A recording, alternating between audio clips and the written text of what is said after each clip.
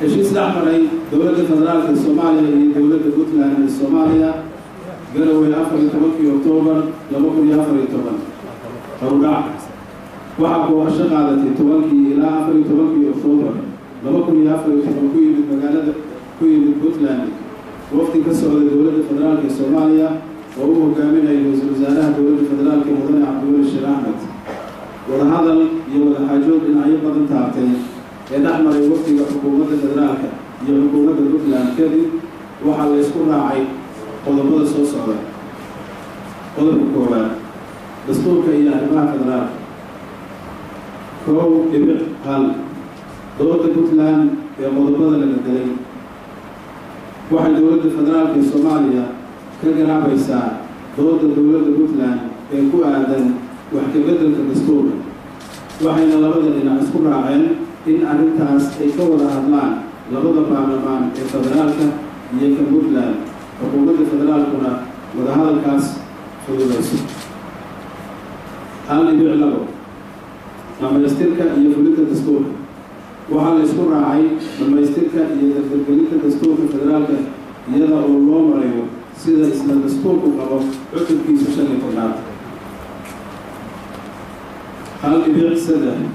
dhismaha dowladaha xubnaha ka noqonaya dowladda federaalka dhismaha dowladaha ka mid noqonaya dowladda federaalka waa in uu ku salaysan yahay sida dastuurku qabo dowladda federaalka iyo dowladda Puntland waxay isla qaateen in maamulka kumeelgaarka ah ee gobolada dhexe ee ay hogaaminayso dowladda federaalka uu ka kooban yahay galguduud iyo koonfurta mudug sidoo kale waqooyiga mudug waxay ka tirsan tahay maamulka Puntland dhismaha ciidamo qaran oo ummadda ka dhexeeya qodobkaas waxaa loo raacayaa sida ku xusan heshiiskii garowe 11 Maarso 2013 oo ay wada saxiixeen ra'iisul wasaare Cabdi Faarax Shirdoon iyo madaxweyne Cabdiraxmaan Sheekh Maxamed Faroole oo tibaaxaya dhisidda ciidan qaran oo isku dheelitiran iskuna dhafan lagana soo qoro dhammaan gobolada iyo degmooyinka dalka number 2 heshiisyadii hore loo wadagalay labada dhinac waxay isla ogolaadeen in heshiisyadii hore ay u wadagaleen dowladda federaalka iyo dowladda Puntland in ay yihiin heshiisyo ay waajib tahay in la fuliyo iyadoo uu saldhig u yahay heshiiskii ugu dambeeyey ee ay wada saxiixeen dowladda Puntland iyo xukuumadda ra'iisul wasaare Cabdi Faarax Shirdoon Saacid maadaama heshiisyadii hore ay hirgeli waayeen waxaa lagu heshiiyey in fulinta iyo dabagalka heshiisyadii hore iyo heshiiskan loo xilsaaro guddi isku dhaf ah oo ka kooban labada dhinac dowladda federaalka Soomaaliya iyo dowladda Puntland ayna ka qayb qaataan hay-adaha ay khusayso ee labada dhinac qodobka 3 wada tashiga dowladda federaalka Soomaaliya iyo dowladda Puntland ee ku aadan heshiisyada horumarineed iyo heshiisyada caalamiga ah dowladda federaalka iyo dowladda Puntland waxay isla qaateen fududeynta heshiisyada horumarineed iyo kuwa caalamiga ah waxaana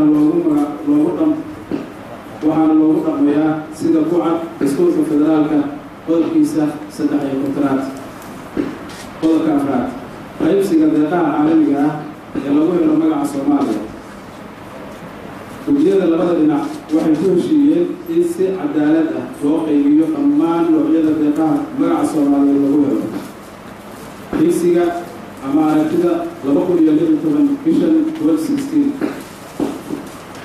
waxay labada dhinac isla qaateen in aan ilaa iyo hadda wada tashigu waxa laga yeelan geedi socodka heshiiska 2016 waxay labada dhinac ku heshiiyeen in arrintaas wada tashi laga furo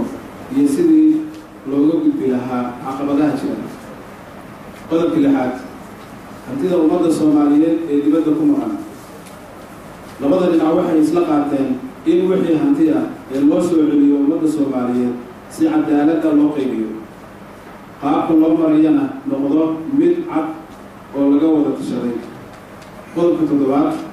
aqoonsiga shahaadada dugsiga sare ee Puntland shahaadada Puntland qaab ahaan waxay u ekaanaysaa mid ay bixiso wasaaradda waxbarashada iyo barbaarinta dowladda federaalka ee Soomaaliya waxaana ku muujisan astaanta qaranka iyo magaca dowladda federaalka ee Soomaaliya waxaa sidoo kale ka muuqata magaca dowladda Puntland iyo wasaaradda waxbarashada iyo tacliinta sare ee Puntland dowladda federaalka ee Soomaaliya waxay aqoonsan tahay shahaadada lagu heshiiyey ee Puntland dowladda federaalka ee Soomaaliya waxay u gudbinaysaa dowladda Suudaan iyo ciddii kale ee loo baahdo qoraal lagu cadeynayo in Puntland qaado imtixaan midaysan oo dowladda federaalku aqoonsan tahay qodobka 8 isu dheelitirka jagooyinka dowladda federaalku magacaabayso labada dhinac waxay isla qaateen in jagooyinka iyo xilalka dowladda federaalku magacaabo sida saraakiisha ciidamada halwadeennada rayidka xubnaha guddiyada madaxa bannaan diblomaasiyiinta iyo wixii la mid ah loo magacaabo si cadaalad ah lana tixgeliyo saamiga haweenka qodobka 9 hantida la kala haysto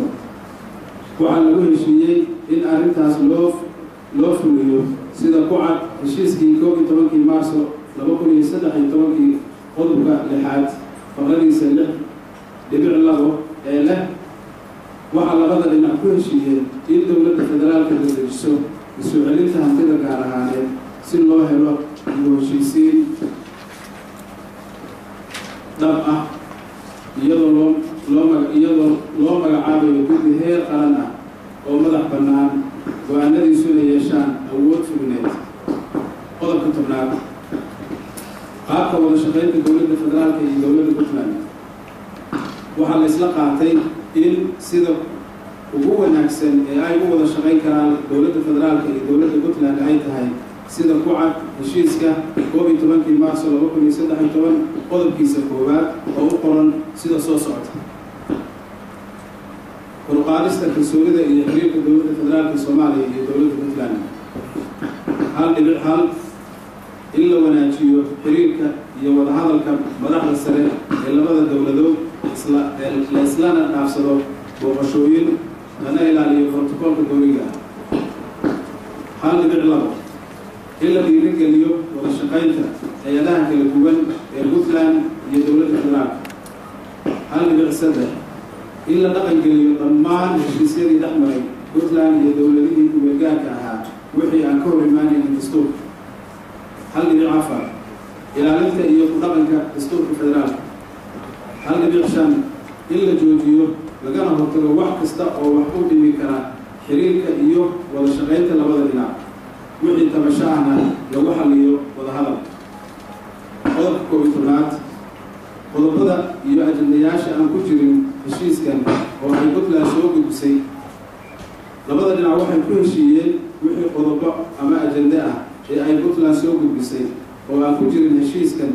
in ay noqdaan kuwo looga wada hadlo fadhiyada soo socda ee labada dhinac ay yeelan doonaan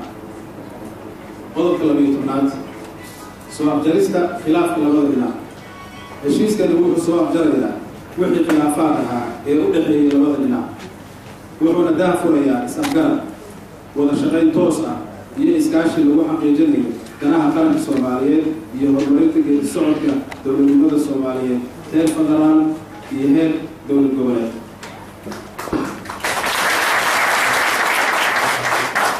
magacyada saxiixayaasha labada dhinac Cabdiweli Sheekh Axmed Maxamed ra'iisul wasaaraha dowladda federaalka ee Soomaaliya